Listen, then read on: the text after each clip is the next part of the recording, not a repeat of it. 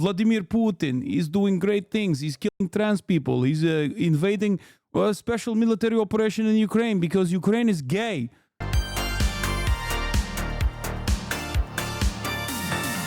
Here's a first thought video on whether Europe is doomed or not.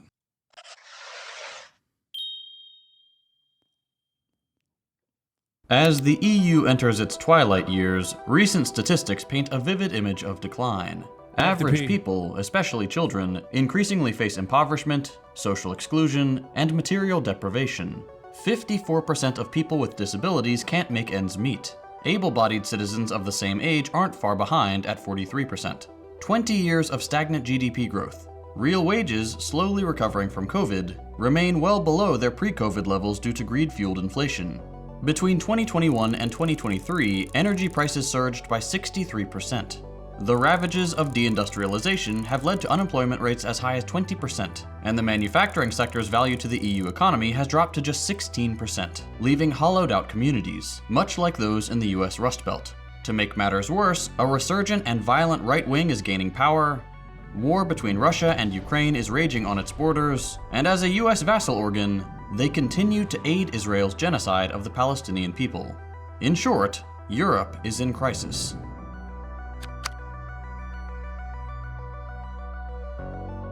In this episode, we'll take a look at why this is happening and what it means for the future of Europe.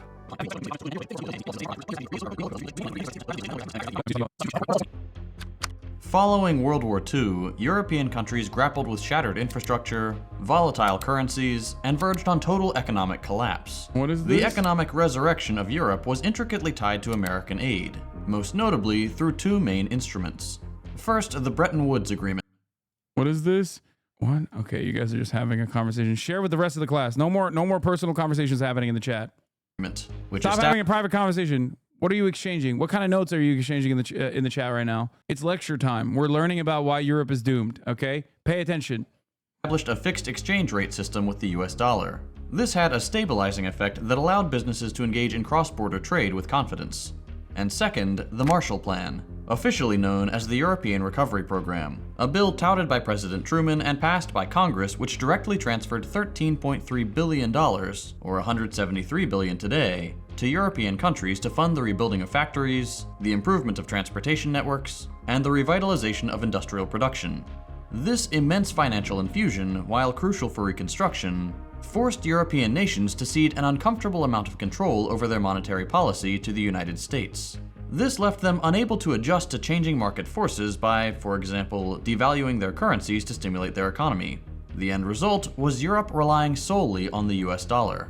Originally conceived under the influence of Cold War paranoia surrounding supposed Soviet expansionism, NATO's own expansionary trajectory over the decades has only served to deepen US entanglement in European politics and unnecessarily stoke tensions with Russia.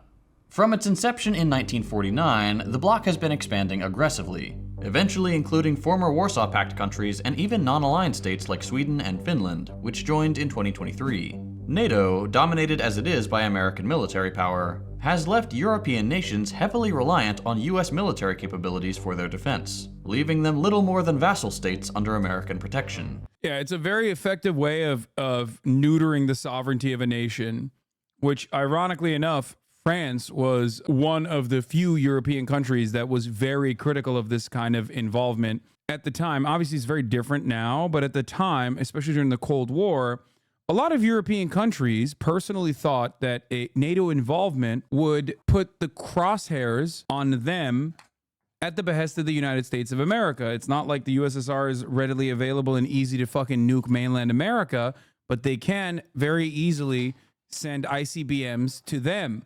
That was one of the major reasons as to why they were like, well, we don't want to get the smoke from the USSR at all. And that alignment, albeit they were, happy to receive Marshall Plan dollars, they still recognized that their own personal sovereignty was going away, as they were, in the words of JT here, effectively becoming vassal states for the United States. This coercive, asymmetrical relationship of military dependence has led the US to intervene in European politics in overt and covert ways, exemplified by a CIA campaign called Operation Gladio. During the Cold War, the CIA and their British counterpart MI6 established a secret paramilitary network operating under the umbrella of NATO, which operated across Western Europe to resist a potential Soviet threat. These paramilitaries, stationed in Italy, France, Belgium, West Germany, the Netherlands, Greece, Switzerland, and Sweden, harbored stockpiles of weapons and explosives, with some... Now remember, something to consider here. Post-World War II, America quickly shifted their attention, the crosshairs, to a much scarier problem. Socialism. Growing socialism, trade unionism, the momentum in the aftermath of World War II was leaning in that direction. Why? Well, because even in formerly fascist nation states, and certainly all of the other countries that either succumb to the Nazi governance or personally resisted against the Nazi governments, all of the guys that were fucking part of the alignment, part of the allied groups in every single one of these countries that we mentioned, were obviously either sympathetic to socialism or directly socialist themselves, or social democrats or trade unionists. That was the most popular game in town because the Nazis had lost. They were brutal. They were repressive. Therefore, people were understandably very excited at the prospect that, like, the resistance was successful. They were like, well, you guys are the ones who saved us. If you recall, in the immediate aftermath of World War II, when French people were specifically polled on who shouldered the greatest burden in defeating the Nazis, overwhelmingly the French population saw the USSR as the major responsible party for defeating the Nazis. And because it's true, right? They took a heavy toll. 27 million people died in the USSR fighting against the Nazis. So America had a unique problem. They wanted to enforce their influence and quickly take advantage of the destabilization that was occurring in Western Europe. So they implemented the Marshall Plan, obviously, in an effort to rebuild Europe. America itself, far removed from the immediate damages of the conflict because they were so far away from where it was happening, did not have the same economic struggles of redevelopment that, for example, the USSR would go through. They took advantage of their fortuitous geopolitical position and started implementing certain policies in Western Europe, rebuilding Western Europe, while still simultaneously recognizing that there's a lot of these like socialists and trade unionists in positions of prominence now. So they wanted to defeat their influence, and maybe even in some instances, they wanted to kill them or cause chaos in general. If you are an American general, if you are a part of the American State Department and you see communism as the great evil, okay, perhaps an even greater evil than the Nazis, and you see these fucking disgusting little pinko red commies being celebrated as champions, who do you go to fight against them?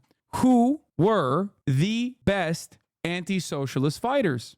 If you said fascists, well, you'd be right. That is exactly who was the best anti-socialist, anti-communist fighters in all of these countries. The fascists that didn't get killed, or the fascists that didn't withstand any kind of serious scrutiny. They were still around. Their children were still around. So what did America do? Through NATO, they put anti-communist fascists to task. Started giving them weapons, causing them to stockpile weapons in general, started giving them directives, and even in certain instances, directly training them. There is no better example of this than the very public, broad daylight fascist promotion of power in West Germany. Almost every single NATO commander from Western Germany were directly involved, were directly involved in the Nazi regime, some of which were prominent members that didn't even participate in the plots against Adolf Hitler, mind you. Like, we're not talking about people who were like, man, this Adolf Hitler guy, Adolf, he's going a little bit too far, yeah? Maybe we should kill him. Like, not those generals. I'm talking generals who were like, yes, we love the Adolf. He was very good, misunderstood, yeah. Lebensraum is just living space. That kind of shit. Those kinds of generals were put into positions of power in NATO. And it's not like this is hidden. This is not like something that was done in secrecy. This was something that was done in broad daylight. You can Google it. Look up page denied. What is this? Comptroller General of the United States. Nazis and Axis collaborators were used to further anti-communist objectives in Europe. Some immigrated to the United States. No, it's not paperclip. Paperclip is different. Operation Paperclip was taking German scientists, Nazi scientists, and bringing them to the United States that played a formative role in the development of NASA because of their rocket propulsion technology. And the USSR had their own version of that as well. What we're talking about is Gladio. Yeah, Adolf Heusinger is who I'm talking about, of course, a Nazi military officer whose career spanned the German Empire, the Weimar Republic, Nazi Germany, and West Germany, and NATO. Yeah. History.net. These NATO generals had unusual backgrounds. They served in the Third Reich. The second worst Adolf H. Yeah, not the big guy.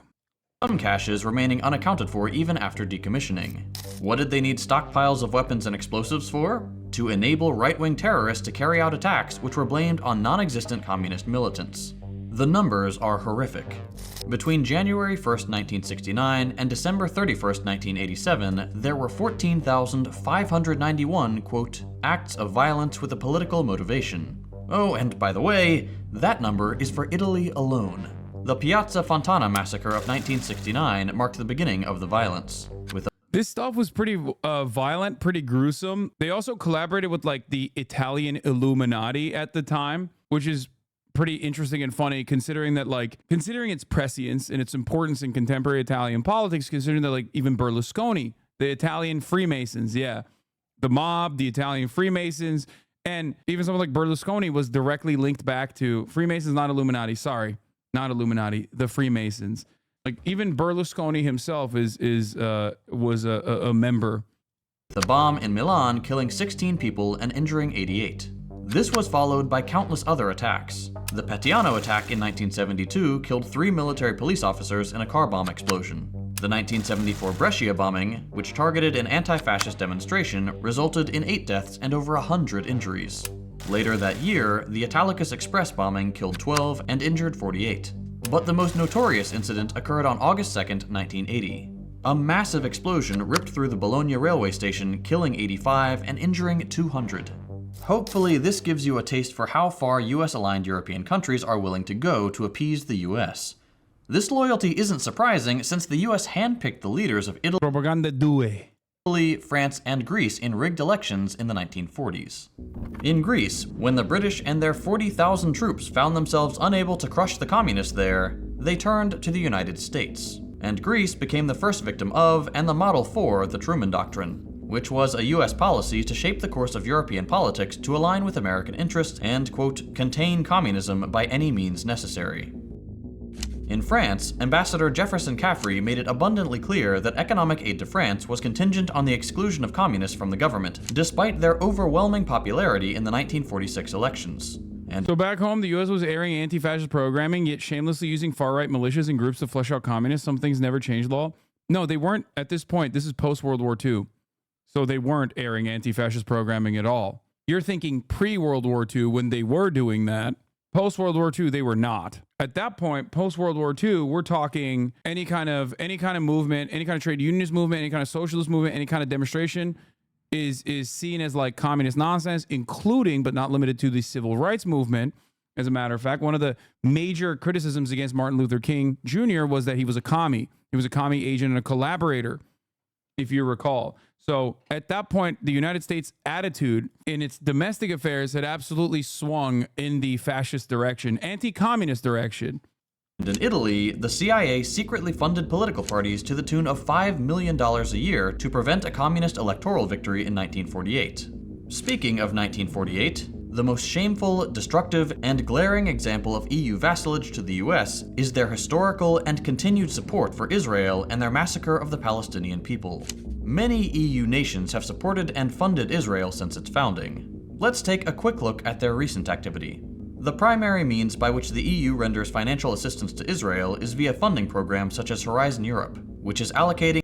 For the record, one thing to understand from the chaos in Italy at the time, Operation Gladio wasn't just about like making it unsafe to be an open socialist in a whole ass other country or a trade unionist or even a fucking social democrat. Like if you were center left, you were in the crosshairs of these scumbags. We're not talking about like dudes who are straight up card carrying Communist Party members. We're talking anyone and everyone. And this is, by the way, identical to Indonesia with the Jakarta method, identical to every other area where the United States was ever involved in the affairs of a foreign nation. It was about wiping out any and every group that the fascist far right, the fascist far right government would consider a problem. In Indonesia, student protesters were a part of it. You know what I mean? In Indonesia, gay people, student protesters, like, you know, queer liberation organizations, all of that. It was all encompassing. That's also something to consider as well. Trade unionists were massacred, slaughtered. But it wasn't just about making it unsafe to be anyone that was like even center left. It also was about creating an environment that was unsustainable, very volatile, because like a lot of that violence, especially because it was being done by like these random groups, who knows who's doing it, would then lead governments to take additional action. Because then the people would be like, well, what the fuck's going on? There's explosions happening all the time. Bring in the fucking police force. You know, create an environment of sustainability, create an environment of safety. What the fuck is your job? Your job is to do that, right? So basically, in that situation, the governments would then take aggressive action, maybe even martial law in certain instances, to create a safe environment, which then would, of course, lead to even more direct, aggressive legislative action against those who were perceived as enemies of the American state, collaborators of socialists. I guess this is part of the reason why, for those who are uninitiated, for those who are new here, this is part of the reason why I'm very anti-NATO. I am Turkish myself, of course. This another reason, because I saw this exact same kind of violence and these exact same type of actions being conducted in my country as well, in my country's history, played a very prominent role. But not only that, but also these are the reasons as to why I say America, a lot of promise, but ultimately doing a lot of bad historically. And that's important to consider, because a lot of people I see online that get clip chimped into oblivion thinking that I'm like, I'm a campist, or I simply am like anti-America for no reason, rarely ever understand why I'm taking these positions. And I guess they're not well read on America's actions during the Cold War. So they personally think that there is no real valid reason as to be critical, as to why I'm critical of the United States and its actions. They think that it's just like, oh, I just hate America. It is reactionary thinking to assume that. You're basically bludgeoning your head with anti-intellectual thought in order to justify your position. When you go, oh, dude, you hate America. It's something that you hear, that you used to hear from right-wing reactionaries all the time. It's something that I've heard a million times over. If you don't love it, leave. You are an anti-American piece of shit. Fuck you. From the likes of Steven Crowder and their fan bases. Now, as America's empire crumbles a little bit, or its like soft power capabilities diminish every day in broad daylight, as we see what is going on in the world and our hegemonic superpower status is like called to question, you see a lot more people that recognize those contradictions and start feeling anxiety, start feeling a sense of insecurity and a sense of anxiety. And then they turn around and also engage in this reactionary framing from ostensibly what you would consider to be the liberal side, the left side of American politics. That's why you see a lot more liberals also assuming that exact same position that you would only hear from, right-wing shitheads 10 years ago. But what about China, Hasan? Great question. The what about China was, back in the day, what about the USSR? That was precisely what this campaign was. You are watching the what about USSR and all of the violent actions that unfolded at the behest of the what about the USSR question. An eye-watering 111 billion euros in grants through 2027. While it's not clear whether the entire sum is going to Israel, the fact that they're getting anything is horrifying. It's already funded 1,600 Israeli research and innovation projects between 2014 and 2020. As far as individual EU member states are concerned, Germany is the second largest exporter of arms to Israel, to the tune of $353 million in 2023 alone. This funding and sale of arms makes Germany as complicit as the United States in Israel's countless war crimes, decades of human rights violations, and the ongoing genocide of the Palestinians. In recent events, the Russia-Ukraine war shattered the EU's tenuous grasp on energy security. The EU's heavy dependence on Russian energy exports, natural gas in particular, suddenly became a crisis nearly as dire as the war itself. To give you an idea of how insecure the EU's energy supply was before the war, in 2020, over 85% of the gas consumed in the EU originated from external sources, with Russia accounting. Why are some right-wingers of the USA anti-NATO then? Oh, dude, the easiest question of all time, easiest answer of all time. They're fucking stupid. That's it. That's why I personally love right-wingers who now love Russia, because like their entire lives, they've been convinced that the USSR is the great evil, right? And then all of a sudden they get into a fucking Telegram channel with a couple FSB operatives in it being like, yes, Vladimir Putin is doing great things. He's killing trans people. He's invading a special military operation in Ukraine because Ukraine is gay. And they're like, hell yeah, brother, I love Russia now. I fucking hate NATO. Yeah. Imagine going against your entire lives social programming on a whim because a couple dudes told you that like Russia is also anti-gay. Like you have to be the absolute dumbest person on the fucking planet to get duped that way. And many right-wingers are that fucking stupid. So that's the answer to the question, why are some right-wingers in USA anti-NATO then? It's pretty funny, in my opinion. Like, imagine being this reactionary freak your whole fucking life, thinking that the USSR is coming to get you, okay? The Red Scare. And then turning around and on a whim being like, actually, no, Russia is awesome now. And that's why I'm anti-NATO.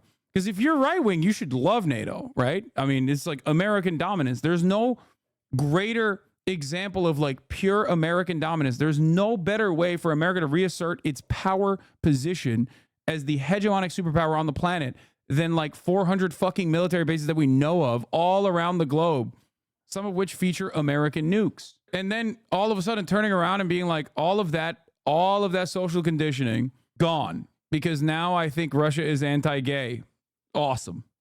Accounting for a staggering 48% of total imports. Pre-war projections showed that because of declining production in the Netherlands, imports of Russian energy were due to increase in the coming years. Then Russia invaded Ukraine, and the war triggered what might be the worst energy crisis in the EU's history.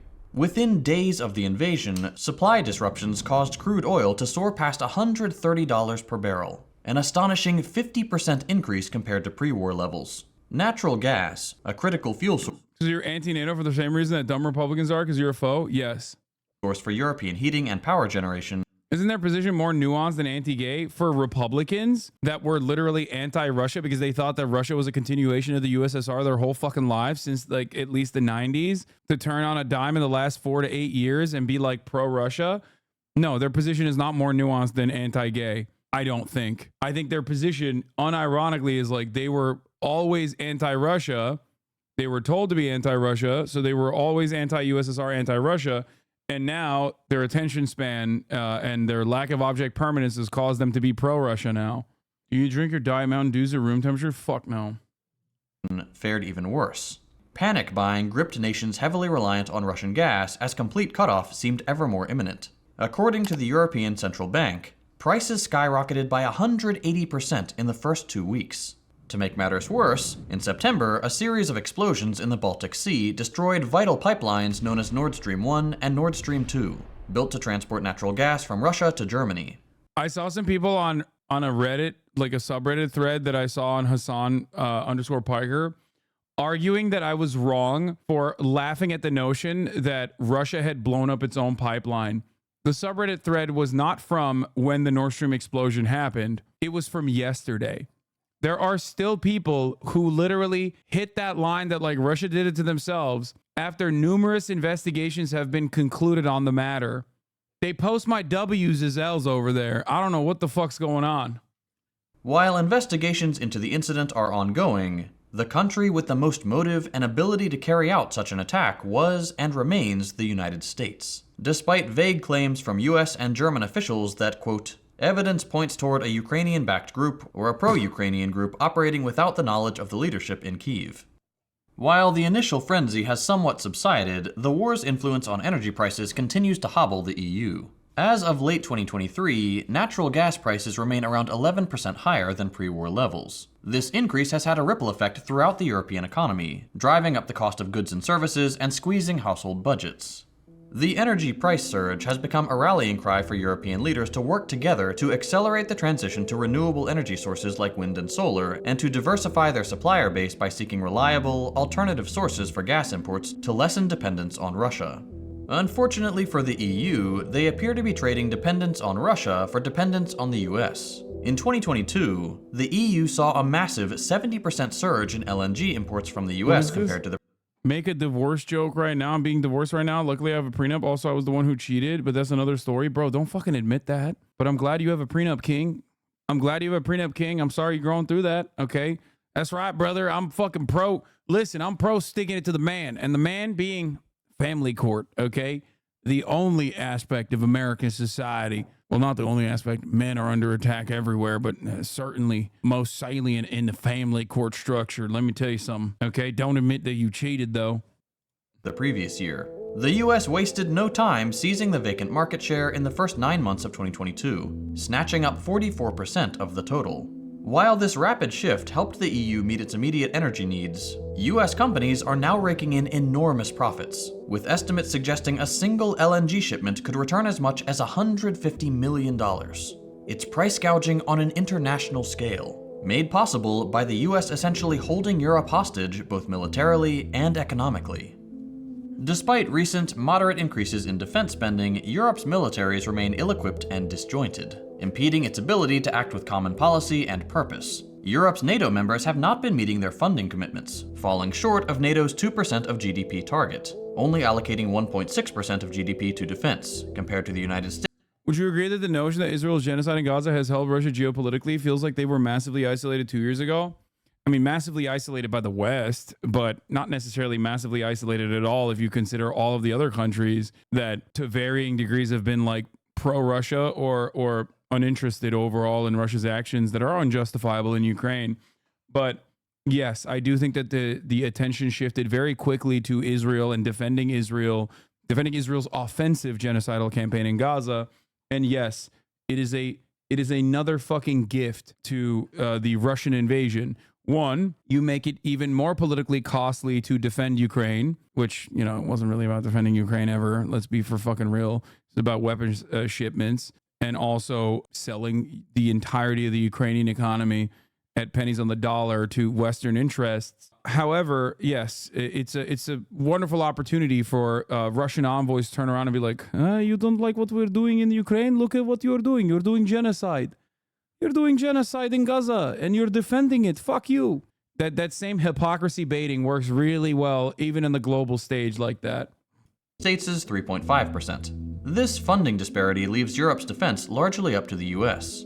Funding deficit. The West didn't even do a good job of isolating Russia. Japan continued buying oil, and France and Spain are still buying gas from Russia. Yes, because at the end of the fucking day, obviously, Europe is not going to be like, yeah, we're going to starve and fucking allow our population to die in the cold.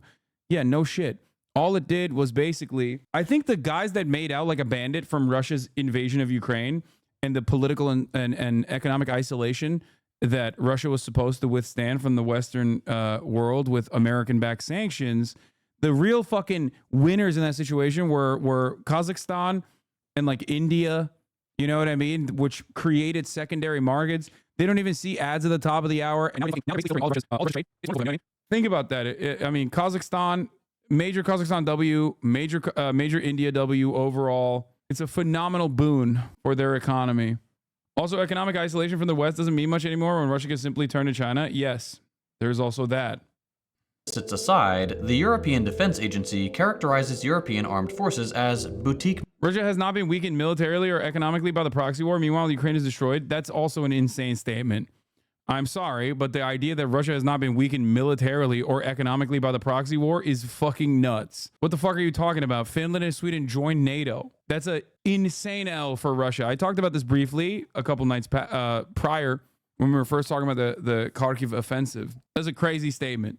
While Russia is doing better than the projections that they placed upon Russia's economy, that still doesn't change the reality that like they are definitely taking major fucking L's, both militarily and also economically in general. The real W would be to operate on similar boundaries to China and strengthen your relations, your trade relations with European nation states that obviously desperately need your energy instead of invading Ukraine. But that's a whole different story. This is insane. They've lost hundreds of thousands of soldiers and massively depleted their Soviet inheritance of armored vehicles, which will take decades to replace. Well, decades to replace, but also A lot of money for the Russian military contractors as well on that front. But yes, to say that like Russia hasn't taken an L in this is ridiculous, in my opinion. You have to look at the opportunity cost. You have to look at like what they could have done. And what they could have done is, like I said, the Chinese modus operandi. Just kick back. Let the West fall on its own, on the weight of its own contradictions. And they didn't do that. And they actually, in my opinion, gave a lot of life to Western imperialism and Western dominance. Like one final big push for America, a major, major gift, in my opinion, to NATO generals. Major gift. Russia has nationalized large parts of their military industrial complex and other parts of their economy due to this war, partially staving off huge problems. Yes. Putin and Zelensky just need to do a podcast with Bill Maher. Exactly. He would fix that shit. Militaries, primarily due to their lack of standardization and interoperability. Analyses by Carnegie Europe reveal critical capability gaps, particularly in the Russia-American dynamic is not dissimilar to like the Democratic Party and the Republican Party in America. On the one hand, you got the Republican Party further and further pushing right, offering a gift to the Democratic Party by like being like, no, we will take away your civil liberties, right? Showing the American population like, oh no, if you want to get an abortion, we're going to kill you. And then the Democratic Party turns around and is like, no, you don't understand. Actually, we're still going to fucking beat up protesters and we're still going to fucking fund and facilitate Israel and do all the shit that like Trump was doing, that you hated when Trump was doing it, that we ran against. And it's a similar dynamic. Russia gives a gift to the Western world, to NATO and to America in general by invading Ukraine, hundreds of thousands of people dead, millions displaced. Then America turns around and returns the favor by funding and facilitating Israel's genocide. And then they remind everyone like, yeah, Russians are the bad guys for sure in Ukraine, but like also don't forget we are the bad guys, okay? We're the big bad. In air and ground forces. Outdated fighter jets and limited pilot training, as well as the lack of robust armored divisions, make large-scale ground operations highly ineffectual, if not outright impossible. All of this is exacerbated by crippling dependence on the United States, severely compromising Europe's autonomy. Europe's economy is similarly not in great shape. Eurozone GDP growth is only averaging 1.8% annually, which means it will struggle to compete in the long term with both a resurgent China and the declining US. Break in there, what? Despite this, the rich, as usual, have found a way to greatly increase their wealth, contributing to an acute rise in inequality. 1 in 5 adults in the EU are at risk of... Did you talk about how NATO is contemplating sending military advisors or trainers to Ukraine? Oh, dude, that's remember Vietnam? Isn't it ironic that we were talking about how Ukraine will be Russia's Vietnam, only to turn around and turn it into our Vietnam? That's great. Another somber reminder that we won't learn from our very own lessons from not that long ago. Except this time it's like Vietnam with nukes. Both parties involved in the conflict have nukes. Poverty or social exclusion. Even though much of Europe is seen by Americans as a socialist hellscape, the reality is that capitalism has gutted the moderate gains of social democratic policies, causing a spiral into poverty, with children most at risk, even in countries with robust safety nets. This is likely in part due to real wages being projected to continue to fall below pre-pandemic levels. This trend is exacerbated by the soaring energy prices we discussed earlier. In addition, there are regional disparities in economic performance, such as unemployment rates hitting 20% in Spain. These challenges can compound the obstacles people face, sometimes in unique ways, and they resist a one-size-fits-all liberal solution. Thanks to US meddling and decades of Western imperialism, the EU is currently seeing an influx of millions of refugees from conflict zones and unstable regions all over the world, including Syria, Afghanistan, and Ukraine. In 2023, asylum submissions rose by 18% compared to 2021, reaching 1.2 million applications, most of which came from Syria and Afghanistan. And that figure doesn't include the backlog of some 883,000 applications. Some say this is fitting, given that the EU and its overlord, the US, have destabilized many of these very regions and produced these refugees. In addition to those fleeing unlivable conditions, the EU received a whopping 5.1 million immigrants in 2022, a 117% increase from 2021. As a result, the EU has seen the rise of racist and violent right-wing movements in several member states, including Poland, Hungary, and Germany. These fascists trot out the same tired arguments framed with populist rhetoric about immigrants being a burden on the state, unable to culturally integrate, and taking jobs from citizens. Okay, so far things look pretty grim for the EU, but there are silver linings. First and foremost are the EU's attempts to improve relations with China by making economic ties the cornerstone of the relationship. While daily trade exceeds 2.3 billion euros, the EU has a substantial trade deficit of 400 billion euros, highlighting the asymmetrical nature of the partnership. The EU is seeking to address this by working with China to allow more market access for EU businesses, and China is already taking steps to accommodate. European companies say they often encounter restrictions when entering certain sectors and struggle to compete with local firms, which is a little funny considering their love of the free market. Additionally, they're working on creating an agreement governing intellectual property. This is so funny. America said the exact same thing yesterday, and I was with Jank in the car going to the commencement, and I was like, bro, who do you think said this? Joe Brandon or Donald Trump? Joe Brandon came out with a fucking statement on Twitter where it was like, China's cheating with their government subsidies, and that's why we're doing tariffs to make sure that nobody in America gets hurt by the cheating Chinese ever again. And it was like, bro, what do you mean they're cheating? Like they're cheating because of their subsidies? What the fuck? That's like our entire energy sector. And also on top of that, our entire agricultural production. That's insane. They stole IP through cyber terror? Yeah, okay. Trump doesn't get the basics. Wait, no, not this one. He thinks his tariffs are being paid by China. No, this isn't it. This isn't it. This is the old tweet. Any freshman econ student could tell you that the American people are paying his tariffs. The cashiers at Target see what's going on. They know more about economics than Trump. Hashtag Team Joe. That's from 2019. That's different. Man, this is the one I'm looking for. Thank you. For years, the Chinese government has cheated by pouring money into Chinese companies, which then dump cheap products onto the market, hurting competitors who play by the rules. I'm announcing that tariffs will ensure American workers are not held back by unfair trade practices. They're cheating. In the age of unimaginable inflation that is harming the average American, if you would like to get a $12,000 electric vehicle that's better than the ones that are readily available in the marketplace, well, fuck you then. You want a $12,000 EV? You're not getting it, bitch. Fuck you. You understand me? Subsidies are cheating. That's why we need tariffs, except for when I was running against Donald Trump, in which case I said no tariffs. You can't say Chinese like that, brother. I'm rewatching Deadwood right now, and it's fucking me up. Yep. Biden says that the difference is that these are narrowly targeted as opposed to Trump's. I disagree with the tariffs, but that's the argument. He's clearly doing it because it's popular in an election year. Okay, well, unfortunately, we can't even call Chinese products cheap anymore. They used to be, but now they can produce the absolute shittiest as well as the absolute finest products in the world. Yep. Let's dial it back to the anti-competitive nature of the Chinese government and their subsidies. Rights and their enforcement, as the EU has expressed concerns about China's approach and claims it hinders innovation and investment, something which is not reflected in the data, but nonetheless China has expressed willingness to discuss. Instead of banning apps and warmongering as the US would prefer. What I would like from the Biden administration is what many people have suggested before me as well, which is that I have no issues with subsidies to American corporations. Not at all. As a matter of fact, something that I always say is that I want America to be more like China, not on the repression of civil liberties or mass surveillance front, but instead on even development and rapid urbanization, and also a genuine focus on shifting our attention to renewable energy front, and maybe even foreign policy. Okay, greatly dialing back our violent militant nature in our foreign policy. Those are the things that I wish America would copy China on. Trains everywhere, for example. Now, having said that, I don't have an issue with subsidies at all. That's why I have talked at great length about like Elon Musk back in the day, telling you that I wanted him to be the perfect beacon for this kind of thing. Like he was set up to be a phenomenal champion for the correct kinds of subsidies, and yet he became this like right-wing shithead.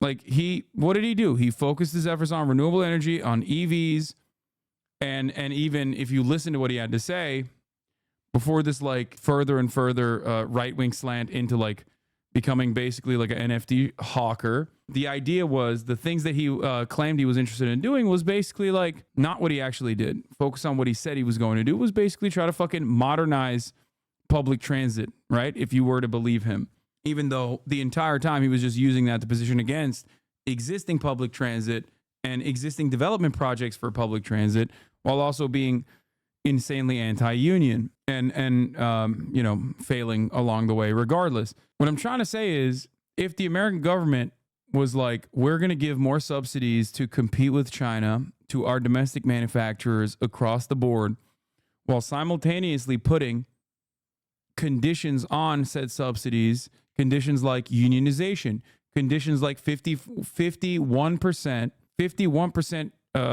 approval at the table with alongside the shareholders. Okay, focusing on even I'll use liberal terminology for it. Focusing on stakeholders rather than shareholders, right? A new way to do capitalism, things of that nature. Putting conditions such as that on all of the new domestic manufacturing initiatives that were happening in this country would have been infinitely more beneficial. We didn't really do that, though. The EU and China are seeking diplomatic solutions to these challenges, the most important being the negotiations for the Comprehensive Agreement on Investment, or CAI. This agreement aims to create a level playing field for businesses on both sides, strengthening intellectual property rights protection and enhancing transparency. Besides wisely seeking better relations with the world's soon-to-be second superpower, the EU is also, albeit slowly, attempting to claw itself out from... What's the difference between a stakeholder and a shareholder? A stakeholder is every single person, including like the productive forces, whereas a shareholder, it's a way to be like socialist adjacent without actually doing real socialism. Stakeholders are every single person, including those who are a part of the productive forces. Shareholders are simply those who own capital, those who own shares in the company. Stakeholders are people who are impacted by the decisions of the company. That is not even outside of the boundaries of capitalism, by the way. Like what I'm describing to you was something that under the Trump administration, a bunch of CEOs who saw the writing on the wall promoted. If you recall, there were people writing articles at the World Economic Forum and to the New York Times, like 250 CEOs signed a letter saying, we got to find a new way to do capitalism, to save capitalism. You know, stakeholders also include people affected by the externalities. Yeah, like a renewed effort, a renewed focus shift on the environmental impact of your output, for example, things of that nature. Stakeholders, anyone who may be affected by a company's actions, negative or positive, such as consumers, competition, also including employees and those with ownership in an organization. Shareholders have monetary investments in the company. I've heard the term stakeholder is considered problematic. Wait, what? Dude, I don't fucking know what that is. From under the weight of U.S. influence.